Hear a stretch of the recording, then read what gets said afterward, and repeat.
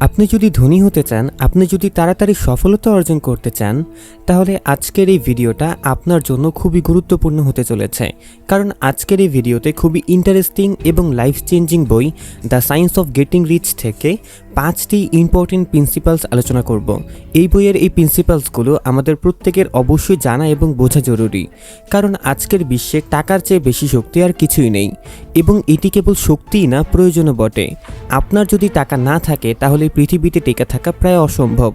আর টাকা থাকলে আপনি আপনার সমস্ত চাহিদা পূরণ করে পরিপূর্ণ জীবনযাপন করতে পারবেন। কিন্তু সমস্যাটা হলো, বেশিরভাগ লোক মনে করে ধনী হওয়া ভাগ্যের ব্যাপার, এবং ধনী হওয়ার জন্য হয় প্রচুর দক্ষতা থাকতে হবে, না হলে ধনী বাবা থাকতে হবে। ধারণাটা সম্পূর্ণ ভুল। এই বইটি ধনী হওয়ার সঠিক পথ দেখাতে সাহায্য করবে। এই বইটিতে লেখক বলেছেন, এই পৃথিবীর যে কেউ ধনী এবং সফল হতে পারে, কারণ সৃষ্টিকর্তা এই পৃথিবীতে সকলের জন্যই আনলিমিটেড সম্পত্তি তৈরি করেছেন। শুধু সেই সম্পদের সঠিক ব্যবহারটা জানতে হবে, আর তার জন্য নিজের চিন্তাভাবনা বদলাতে হবে। তাই সময় নষ্ট না করে চলুন এই বই থেকে সেই 5টি ইম্পর্টেন্ট প্রিন্সিপালস জেনে নেই, যেগুলো আপনার চিন্তাভাবনায় পরিবর্তন এনে আপনাকে ধনী হতে এবং সফল হতে সাহায্য করবে। তো প্রথম প্রিন্সিপালসটা হলো, জীবনে ভালোভাবে বাঁচতে আপনাকে ধনী হতে হবে, এবং সবাই ধনী হতে পারে। কখনো কি ভেবে দেখেছেন টাকা ছাড়া জীবন কেমন হবে? যদি ভেবে থাকেন তাহলে নিশ্চয়ই বুঝতে পেরেছেন জীবনে কেন টাকা থাকাটা জরুরি। আর যদি না ভেবে থাকেন তাহলে জেনে নিন টাকা ছাড়া আপনার জীবন কেমন হবে। লেখকের মতে, ভালো জীবনযাপন করতে হলে আপনার শরীর ও মনের যত্ন নিতে হবে। আপনার শরীর যদি সম্পূর্ণ সুস্থ না থাকে তাহলে আপনি কখনোই ভালো জীবনযাপন করতে পারবেন না। আপনার শরীরের যত্ন নিয়ে আপনি নিজেকে শক্তিশালী করে তুলবেন, আর মনের যত্ন নিয়ে শান্তিতে থাকতে পারবেন। কিন্তু টাকা না থাকলে শরীরের যত্ন নেওয়ার জন্য আপনি ভালো খাবার খেতে পারবেন না। আপনার মনের যত্ন নেওয়ার জন্য আপনার মন যে জিনিসগুলো চায় আপনি সেগুলো কিছুই করতে পারবেন না। মনের যত্নের জন্য ভালোবাসার প্রয়োজন, কিন্তু এই পৃথিবীতে ফ্রিতে কিছুই পাওয়া যায় না। সব কিছুই গিভ অ্যান্ড টেক পলিসিতে চলে। এমনকি বর্তমান সময়ে ভালোবাসা পাওয়া যায় না, কিনতে হয়। বিভিন্ন দামি উপহারের বিনিময়ে ভালোবাসা কিনতে হয়, আর দামি উপহারের জন্য অনেক টাকার প্রয়োজন। তাই আপনি যদি ধনী না হন এবং আপনার কাছে যদি পর্যাপ্ত পরিমাণ অর্থ না থাকে তাহলে আপনি কিছুই করতে পারবেন না। কিন্তু এবার প্রশ্নটা হচ্ছে, যখন ধনী হওয়া এতটাই জরুরি, তাহলে এত মানুষ গরিব কেন? উত্তরটা খুবই সহজ। বেশিরভাগ মানুষ মনে করে ধনী পরিবারে জন্মগ্রহণ করলে বা কিছু জন্মগত ট্যালেন্ট থাকলে তবেই ধনী ও সফল হওয়া যায়। আর এই মানুষগুলো এটাও বিশ্বাস করে যে শুধুমাত্র কিছু লোকই ধনী হতে পারে, কারণ এই পৃথিবীতে টাকা এবং সম্পদ দুটোই খুব লিমিটেড পরিমাণে আছে।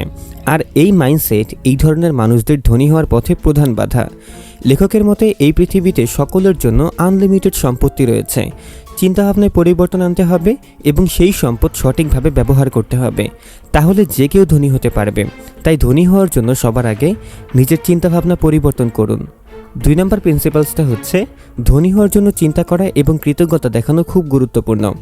লেখকের মতে, আমরা আমাদের চারপাশে যা কিছু দেখছি সেগুলো অরিজিনাল সাসটেন্সের বিভিন্ন রূপ, এবং এগুলো সবই জন্ম হয়েছে কোনো না কোনো থট বা চিন্তা থেকে। তাই আপনি যে কোনো কিছুর বিষয়ে চিন্তা করে সেটাকে অর্জন করতে পারেন। কারণ আপনি যখন কোনো নতুন আইডিয়া সম্পর্কে চিন্তা করবেন এবং সেটাকে বাস্তব রূপ দেওয়ার পেছনে ছুটবেন, তখন আপনি সেটার জন্য কঠোর পরিশ্রম করবেন।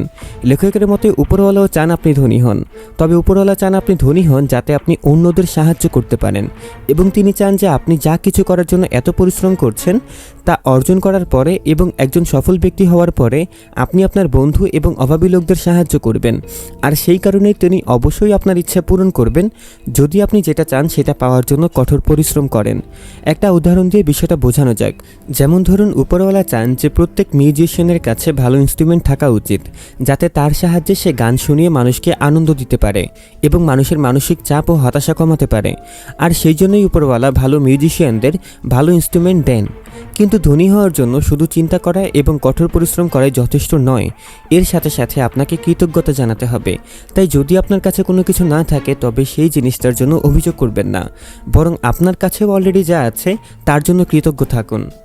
3 নম্বর প্রিন্সিপালসটা হচ্ছে, আপনি যা চান আপনার মনের মধ্যে সেটার একটা ছবি তৈরি করুন। আপনি এতক্ষণে নিশ্চয়ই বুঝে গেছেন যে প্রতিটা সফলতার শুরু হয় একটা চিন্তা দিয়ে। এবার আপনাকে নিজের লক্ষ্য অর্জনের মাধ্যমে নিজেকে সফল করার উপায়গুলো সম্পর্কে জানতে হবে। তো প্রথমেই আপনি যা চান আপনার মনে তার একটা ছবি তৈরি করুন। আপনি যদি একটা গাড়ি কিনতে চান তাহলে চিন্তা করুন সেটা কোন গাড়ি, সেটার রং কী, সেটার ব্র্যান্ড কী। গাড়ি কেনার পর আপনি প্রথম কোথায় ঘুরতে যেতে চান, এই সমস্ত কিছু আপনার মনের মধ্যে একটা সিনেমার মতো ভাবুন। আপনি নিজের মনে যত স্পষ্টভাবে ছবি তৈরি করবেন আপনার জন্য তত ভালো এবং উপকারী হবে। তো নিজের মনের মধ্যে ছবি তৈরি করার পর আপনি যেটা চান সেটা পাওয়ার জন্য অ্যাকশন নিন এবং কাজ শুরু করুন। নিজের উপর বিশ্বাস রাখুন এবং মনে করুন যে জিনিসটা ইতিমধ্যেই আপনার জন্য তৈরি হয়ে আছে। আপনি যদি সেটার কাছে পৌঁছন তবে আপনি সেটা অর্জন করতে পারবেন। নিজের গন্তব্যে পৌঁছানোর পথ চলা শুরু করার সিদ্ধান্ত নিজেই নিন। নিজের কাজ অন্য কারোর কাছে নিয়ে যাবেন না এবং অন্য কারোর উপর নির্ভরও করবেন না, কারণ আপনি নিজেকে যতটা চেনেন এবং জানেন অন্য কেউ আপনাকে ততটা চেনে না এবং জানেও না। আপনি জানেন কোনটা আপনার জন্য ভালো এবং কোনটা খারাপ। অন্যরা আপনার চিন্তাভাবনা খুব ভালোভাবে বুঝতে পারবে না, আর সেই কারণে কারো কাছ থেকে কোনো কিছু আশা না করাই ভালো। আর সেই লোকেদের থেকে দূরে থাকুন যারা আপনাকে বলে যে আপনি এটি কখনোই করতে পারবেন না। মনে রাখবেন, যারা আপনাকে বলে এই কাজটি আপনার পক্ষে অসম্ভব, আসলে সেই কাজটা তাদের জন্য অসম্ভব, আপনার জন্য নয়। তাই লক্ষ্য অর্জনের আগের মুহূর্ত পর্যন্ত আপনার লক্ষ্যের ছবি আপনার মনের মধ্যে তৈরি করে রাখতে হবে। নেক্সট 4 নাম্বার প্রিন্সিপালসটা হচ্ছে লক্ষ্য অর্জনের জন্য কাজ শুরু করুন। সব কিছু শুরুটা হয় স্বপ্ন দিয়ে, আর আমরা যখন সেই স্বপ্ন পূরণের প্ল্যান করি তখন সেটা লক্ষ্যে পরিণত হয়। তবে ধনী হওয়া হোক বা সফলতা, শুধু স্বপ্ন দেখা এবং প্ল্যান করলেই যথেষ্ট নয়। আপনি যদি আপনার স্বপ্নগুলোকে বাস্তবে পরিণত করতে চান তাহলে আপনাকে আজ এখন এই মুহূর্ত থেকেই কাজ শুরু করতে হবে। আপনাকে বর্তমানে বাঁচতে শিখতে হবে। যা ঘটেছে তা ভুলে যান এবং যা ঘটতে চলেছে সেটা নিয়ে অতিরিক্ত চিন্তা বন্ধ করুন। আপনার লক্ষ্যে পৌঁছানোর আগের মুহূর্ত পর্যন্ত পরিশ্রম করতে হবে এবং যে কোনো ধরনের অজুহাত দেওয়া বন্ধ করতে হবে। অনেকে অভিযোগ করেন যে তারা যা করতে চান তা করার উপযুক্ত পরিবেশ পাচ্ছেন না। যদি আপনার এরকম মনে হয় তবে নিজের কাজের জন্য আপনাকে একটা সঠিক পরিবেশ তৈরি করতে হবে, কারণ আপনি যেমন চিন্তা করবেন তেমনটাই হয়ে উঠবেন, বা বলতে পারেন আপনি যেমন ভাববেন আপনার সাথে তেমনটাই ঘটবে। আর আপনার চিন্তাভাবনাকে আপনার আশেপাশের পরিবেশ বিশেষভাবে প্রভাবিত করে। তাই কাজের উপযুক্ত পরিবেশ তৈরি করে নিয়ে প্রতিদিন কাজ করতে থাকুন এবং প্রতিদিন আপনার লক্ষ্য পূরণের পথে এগিয়ে যেতে থাকুন। তবে প্রতিদিন পরিশ্রম করার অর্থ কিন্তু এই না যে আপনি অতিরিক্ত পরিশ্রম করবেন। আপনার লক্ষ্য পূরণের জন্য প্রতিদিন যতটা পরিশ্রম করা প্রয়োজন ততটা করতে হবে। আপনি যেই কাজই করুন না কেন সেই কাজটা করার জন্য নিজের 100% দিন। আপনার ফিজিক্যাল অ্যান্ড মেন্টাল এনার্জি সেই কাজে কেন্দ্রীভূত করুন।